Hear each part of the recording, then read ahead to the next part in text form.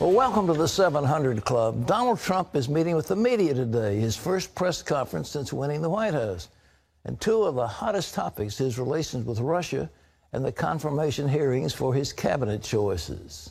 Trump's choice for Secretary of State goes before the Senate today, and Democrats are also taking on his Attorney General nominee, Jeff Sessions. George Thomas has the story. Rex Tillerson, tapped to be Donald Trump's Secretary of State, is expected to face a contentious confirmation hearing. Lawmakers plan to grill the former Exxon CEO about connections to Russian leader Vladimir Putin, as well as his numerous global business ties. Despite the political theatrics, most expect him to be confirmed as America's next top diplomat. Do you swear that the testimony you're about to give before this committee? And Trump's Attorney General nominee, Alabama Senator Jeff Sessions, is back for another round today after facing hours of questioning on a wide range of issues, from national security, same-sex marriage, abortion rights, to a ban on Muslims coming to America. Would you support a law that says you can't come to America because you're a Muslim? No. While vowing to protect law and order, Sessions also spent time defending his record and denying allegations of racial animosity, accusations that derailed his federal judicial nomination 30 years ago. I am the same person, perhaps wiser and maybe a little better, I hope so, today than I was then, but I did not harbor the kind of animosities and race-based discrimination ideas that I was accused of. I did not. More confirmation hearings are scheduled throughout the week. And 2 months after winning the presidency, Donald Trump holds his first press conference today. He's expected to face questions about an unverified report with allegations that Russia has compromising personal and financial information on him that could be damaging. Trump responded in all caps on Twitter, blasting the unsubstantiated report as fake news, a total political witch hunt. The Kremlin also chimed in, calling the allegations pulp fiction. The story broke just hours before President Obama took the stage in Chicago for his farewell speech. Tonight it's my turn to say thanks. Whether we have seen eye to eye or rarely agreed at all, my conversations with you, the American people, in living rooms and in schools, at farms, on factory floors, at diners, and on distant military outposts. Those conversations are what have kept me honest, and kept me inspired, and kept me going. And every day I have learned from you. You made me a better president, and you made me a better man. But the man set to take over from him has vowed to undo many of his signature policies, including Obamacare, Trump telling Congress to repeal and replace the law immediately. In addition to focusing on Obamacare, there are signs the Trump economic plan could have positive results. The World Bank says Trump's tax cuts could jumpstart the U.S. economy and growth around the world.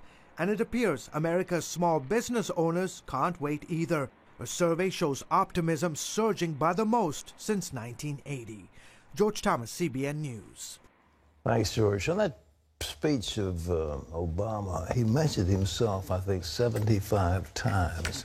His speech was longer than the combined speeches, farewell, of Ronald Reagan, of Bill Clinton, and George Bush. You were kidding. Actually, I'm not that surprised. He did do a lot of patting himself on the back. 75 times, saying what a great guy he is. And I tell you, when you look, the economy is in shambles. The growth is the historic low. Businesses are failing, and we're struggling. And you can see what's happening in the stock market and the whole optimism of the, especially small business owners. It is amazing. Just the fact of Trump's appearance has lifted the spirits not only of America, but the whole world. I mean, that is an amazing accomplishment.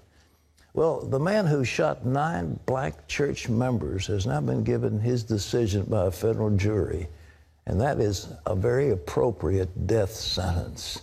Ephraim Graham has this. Pat, the jury sentenced Dylan Roof to death for killing 9 black church members during a Bible study at a church in Charleston, South Carolina. Relatives of the victims believe justice has been served. I'm happy he got a fair trial. I'm also happy that he got the death penalty. But we still don't have our family members. When my sister was killed, this community pulled together in a way that I had never seen. Roof acted as his own attorney in the sentencing phase. Speaking to the jury, Roof did not offer apologies, but instead said, quote, "I still feel like I had to do it." Jury members deliberated for 3 hours before returning with a decision. Roof also faces a state trial where he could be sentenced to death again. Christianity is apparently gaining ground among the next generation in China.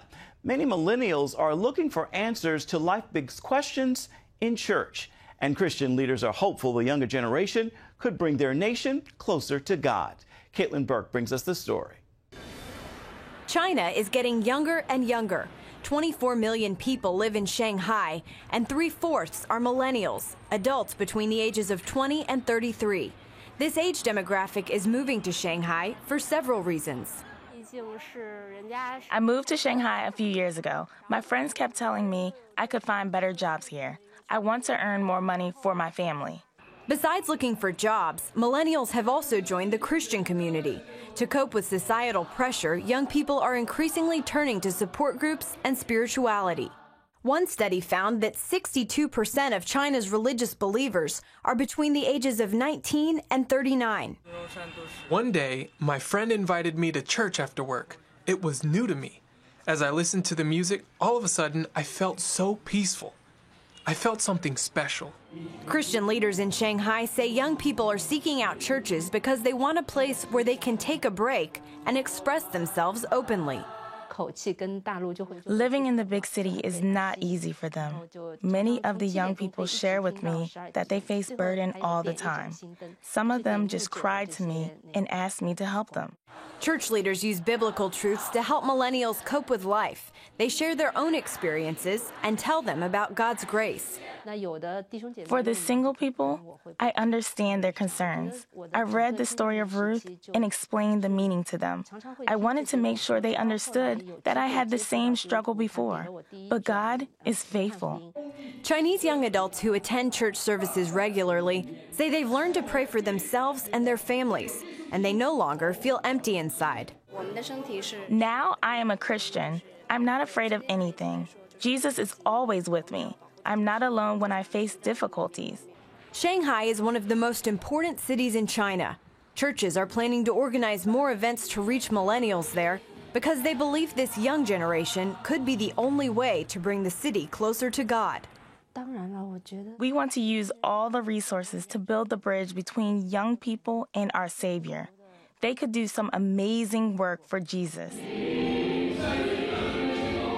Caitlin Burke, CBN News. Amazing to see. God on the move. Pat?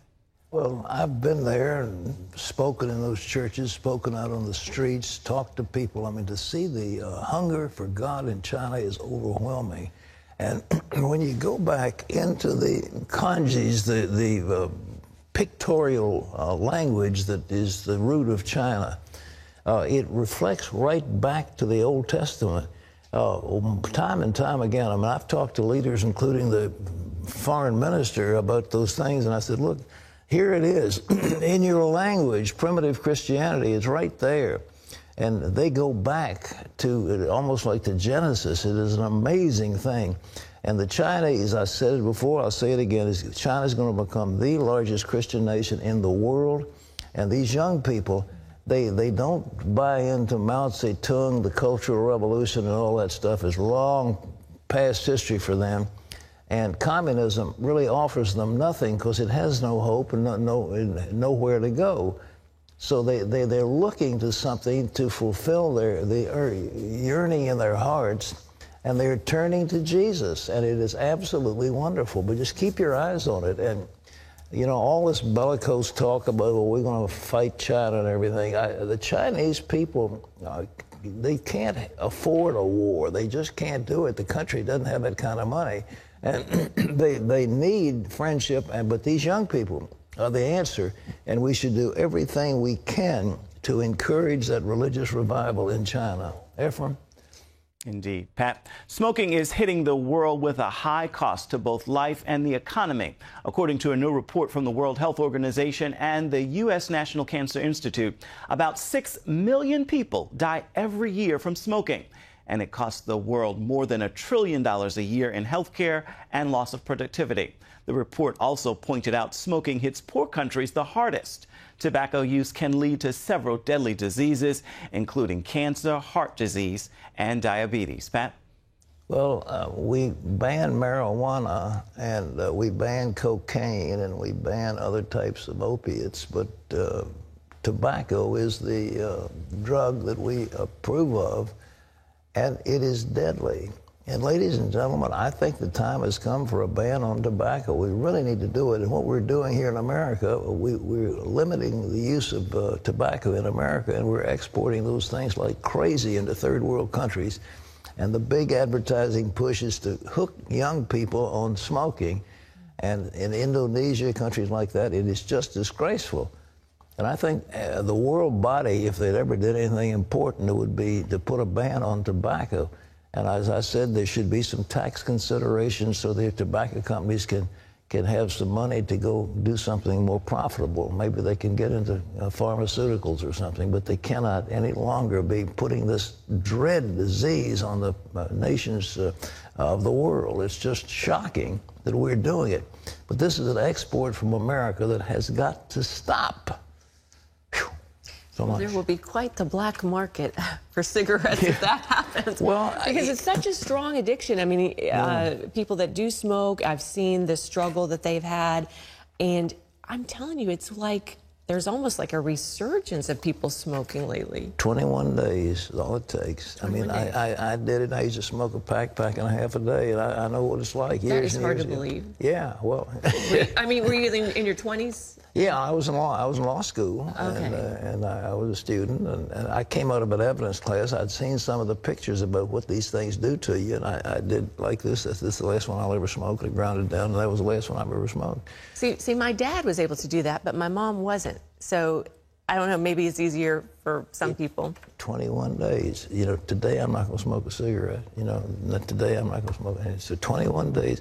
And all of a sudden what happens, it used to be, you know, you really liked them. And then after 21 days, it is revolting to go into a bar with a whole bunch of cigarettes and, you know, butts in an ashtray.